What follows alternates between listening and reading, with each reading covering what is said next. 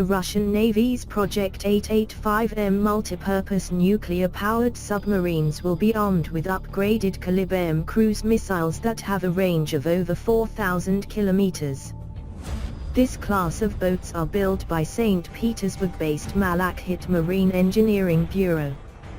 Based on the Akula-class and Alfa-class, it is projected to replace Russia's Soviet-era nuclear attack submarines.